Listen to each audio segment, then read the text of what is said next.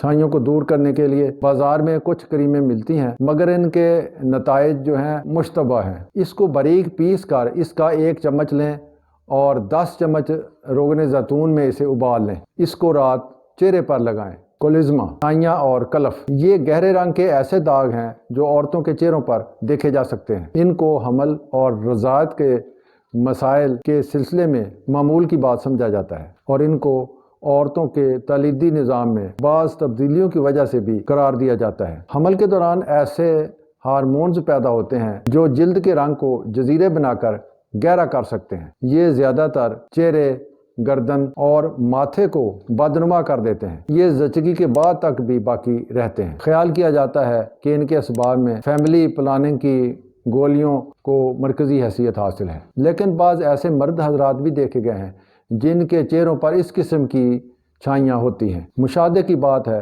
کہ دیہات سے آنے والی خواتین جو متوسط اور غریب ہوں، ان کے چہروں پر ہمیشہ سے یہ داغ نظر آتے ہیں۔ کسی کو ملیریا بخار اگر زیادہ عرصہ تک رہے تو اس کے چہرے پر بھی اس قسم کے داغ پڑ جاتے ہیں۔ یہ داغ اپنی شکل و صورت کے لحاظ سے تتلی کی طرح ہوتے ہیں، اس لیے انگریزی میں اسے بٹر فلائی پیگمنٹیشن کہتے ہیں۔ چہرے پر نمودار ہونے والے یہ رنگ دار داغ جگر کی خرابی، خون کی کمی، تپدق، پیٹ کے کیڑوں، کالا زار، گردوں کی خرابیوں، گینٹھیا، جوڑوں کی دوسری شدید بیماریوں کے علاوہ ملیریا بخار میں بھی ہو سکتے ہیں۔ بلکہ بھورے رنگ کے یہ داغ دل کے والو کی سوزش کے علاوہ کینسر کی بعض اقسام میں بھی ہو سکتے ہیں۔ کچھ ادویات بھی ایسی ہیں جن کو کھانے کے دوران جلد اور چہرے پر اس قسم کے داغ نمودار ہو جاتے ہیں۔ ان میں نیواکین، کلوروکین اور کنین کے علاوہ سنکھیا کے مرکبات بھی شامل ہیں۔ تزئین و آرائش میں استعمال ہونے والی ایسی تمام اشیاء جن میں تارکول کے مرکبات شامل ہوں، چہرے پر لگائی جانے والی کریمیں بھی جلد پر اس قسم کے داغ ڈال سکتی ہیں۔ چھائیاں دور کرنے والی کریمیں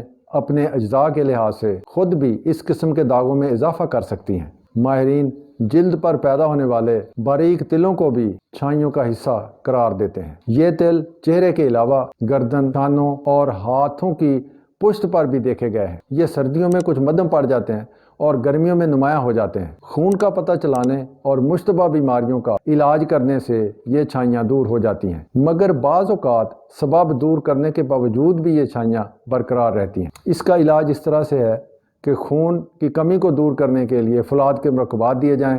بعض لوگوں میں فولاد کی مقدار اگر زیادہ ہو جائے تو پھر بھی یہ چھائیاں پڑ سکتی ہیں۔ چھائیوں کو دور کرنے کے لیے بازار میں کچھ کریمیں ملتی ہیں مگر ان کے نتائج جو ہیں وہ مشتبہ ہیں۔ علاج نبوی کے مطابق پنسار سے ایک لکڑی جو ہے اس کو ورس، ورچ یا بچ کہتے ہیں۔ یہ ایک جڑی بوٹی کی لکڑی ہے۔ اس کو باریک پیس کر اس کا 1 چمچ لیں اور 10 چمچ روغن زیتون میں اسے ابال لیں۔ اس کو رات چہرے پر لگائیں۔ یہ اس مسئلے کا بہترین علاج ہے۔